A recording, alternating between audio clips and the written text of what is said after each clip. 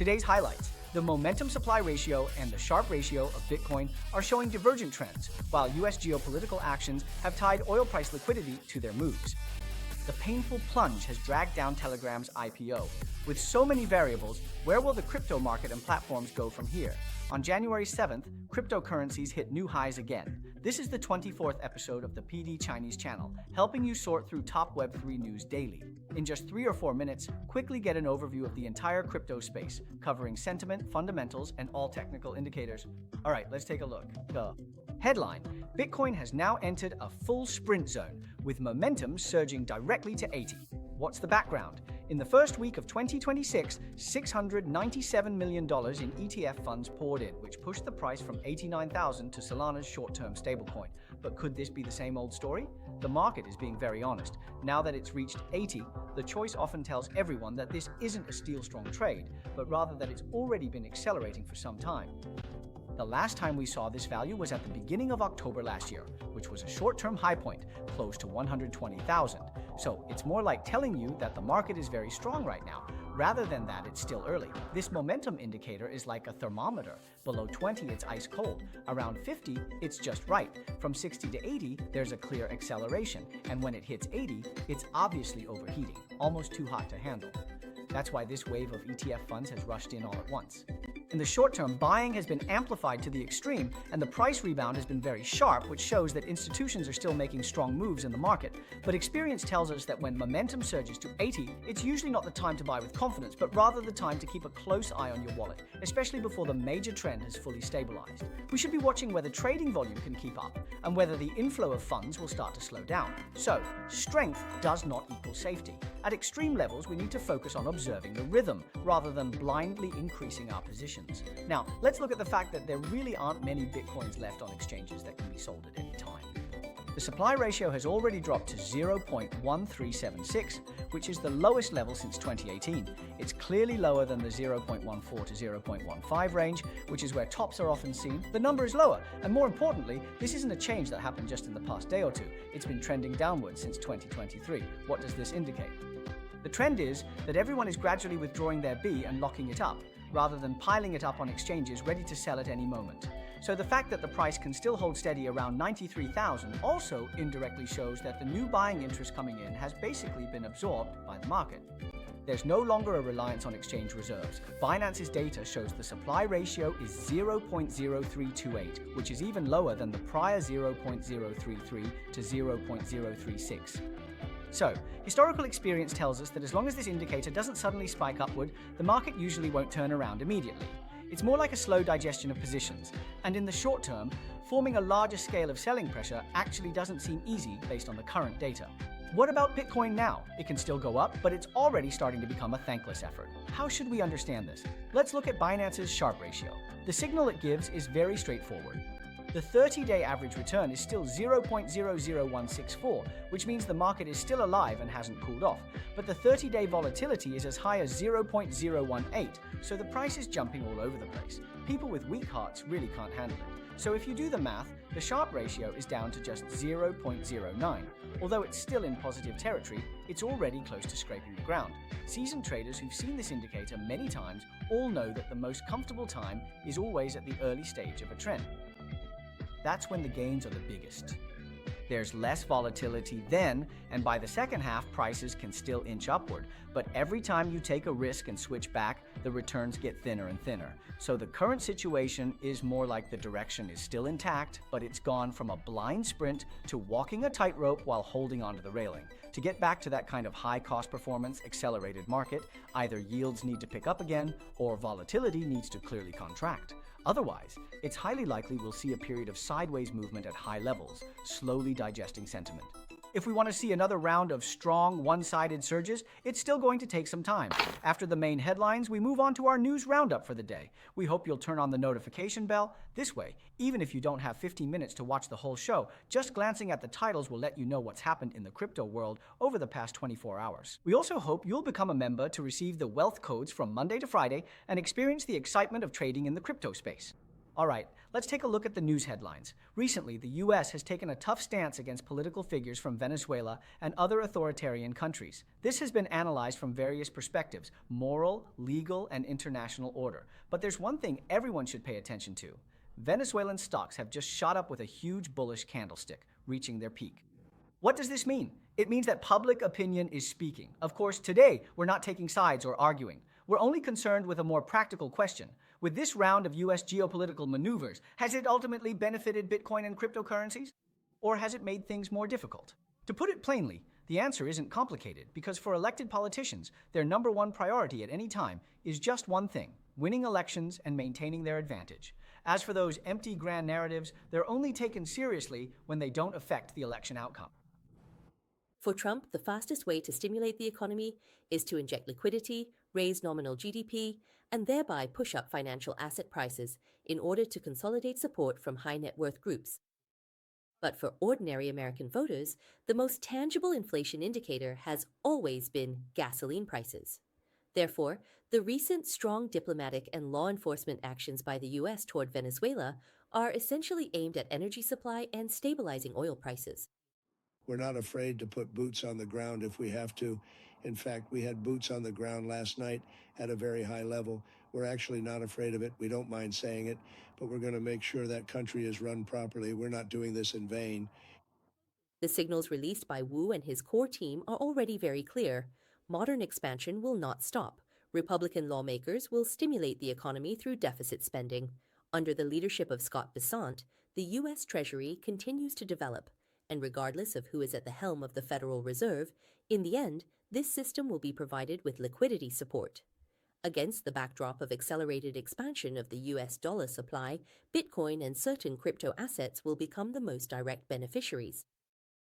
After Venezuelan President Maduro came to power, he did a few things. First, he strongly supported state-owned enterprises, stopped publishing economic data, controlled the media, and restricted free speech. Sounds pretty familiar, doesn't it? Of course, when it comes to Bitcoin, we don't care about who's right or wrong, or which side anyone is on. Bitcoin only cares about one thing: whether the US dollar can keep printing money. As long as nominal GDP appears to be rising and oil prices don't go wild, I don't think there's any reason for policymakers to hit the brakes. If people keep spending and the government keeps issuing debt, the money will naturally keep flowing. So in this kind of environment, Bitcoin and crypto assets naturally become especially effective tools for fighting inflation. So if risk assets are really going to suffer, it would have to wait until oil prices are completely out of control, the bond market starts to become unstable, and policy is forced to tighten. Only then will risk assets start to fall all the way.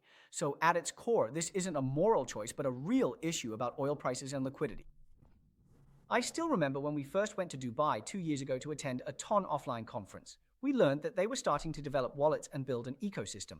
At that time, TON was priced at just 0.0 something, and now its price has skyrocketed, right? Now Telegram has nearly 1 billion users, and the core team is just a few dozen people, shockingly small. In the past, Telegram was indifferent about taking ads, but recently they've started to take advertising seriously and are making money.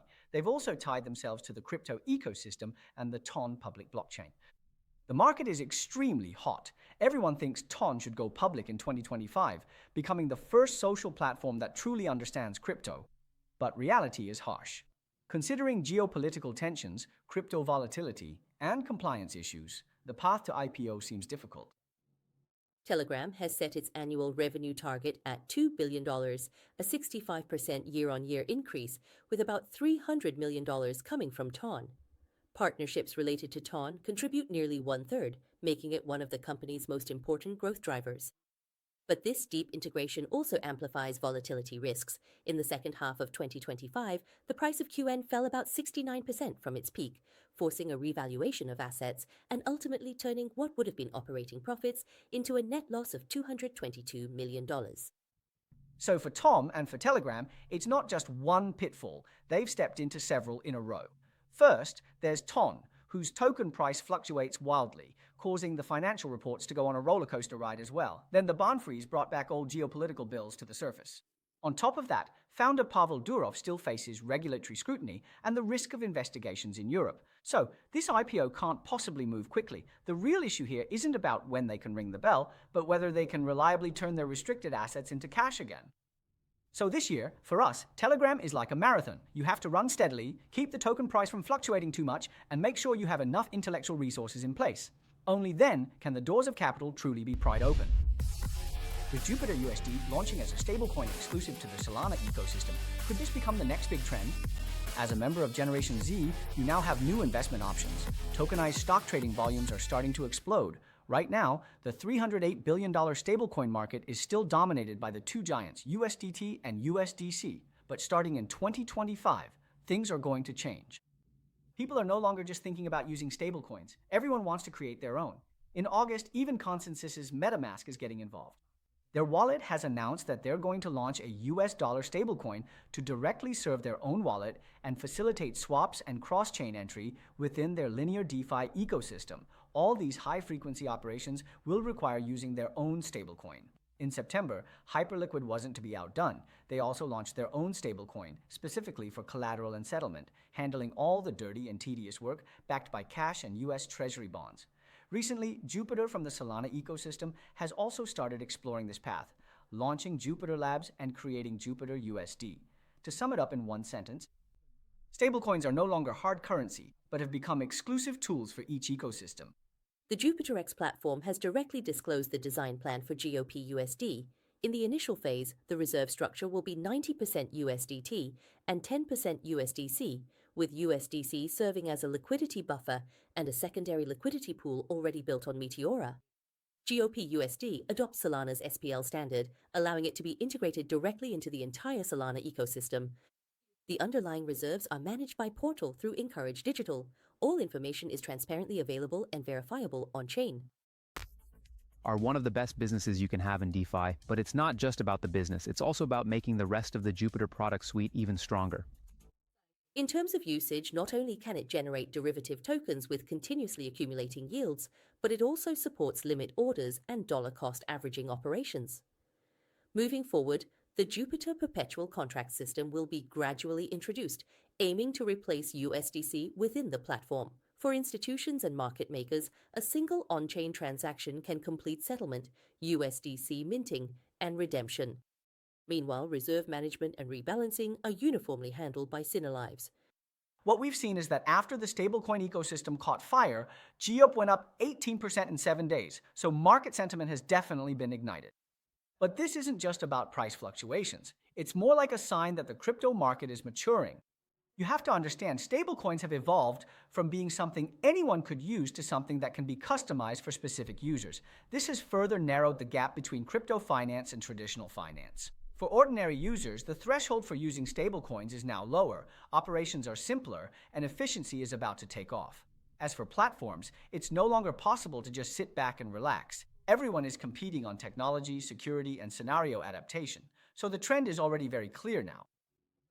There's basically no doubt that stablecoins are moving toward customization. Whoever understands the scenarios better, understands consumers better, has more influence, and can provide the lifeblood of stablecoins to current crypto assets, their ecosystem will become more vibrant in the future.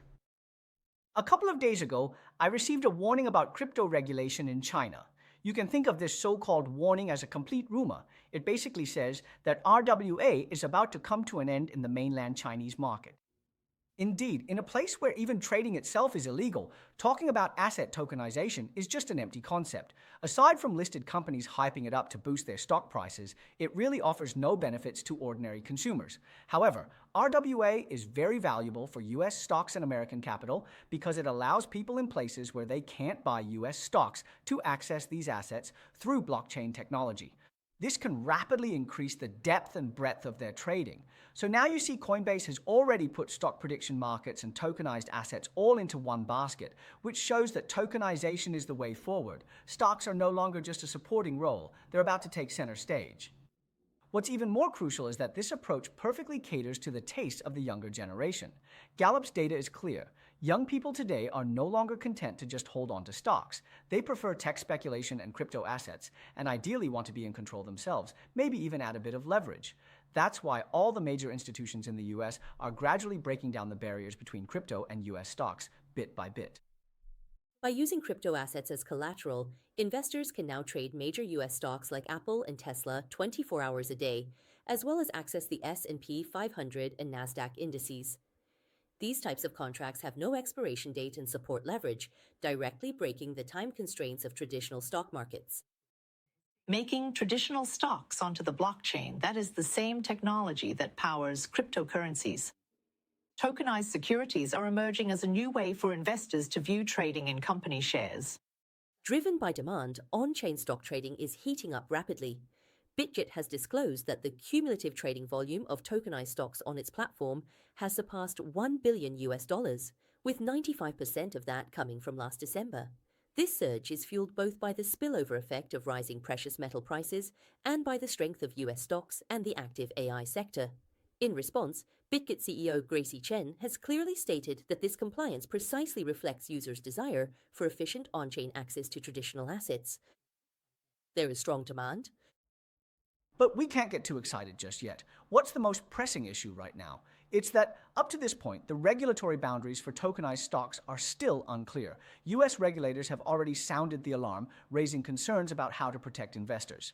Do these stocks actually belong to you? Should this system be incorporated into securities regulations? None of this has been decided yet. So up to now, young people are very easily excited and eager to play with US stocks, crypto, and even use leverage. But when the regulatory hammer will come down is something we need to keep a close eye on and report as soon as it happens. Telegram founder Pavel Durov stated that Telegram's capital structure has nothing to do with Russia. In the recent $1.7 billion development, there were also no Russian investors involved. The value of silver has surged to $4.63 trillion, directly surpassing Nvidia to become the world's second largest asset. It's only one tier below gold, which is valued at $31.34 trillion. Coinbase's message is very straightforward. If the US changes its penalty policies, its advantage might be weakened, while the digital yuan, which directly offers interest, can attract users more easily, putting much greater pressure on stablecoins. The Financial Times has revealed that China is closely watching Meta's $2 billion acquisition deal. They're watching to see if it will cross the line of technology export controls. This round of financing for XAI was clearly oversubscribed. The original plan was to raise $15 billion, but they actually secured $20 billion. The capital markets enthusiasm for AI is written directly in the numbers.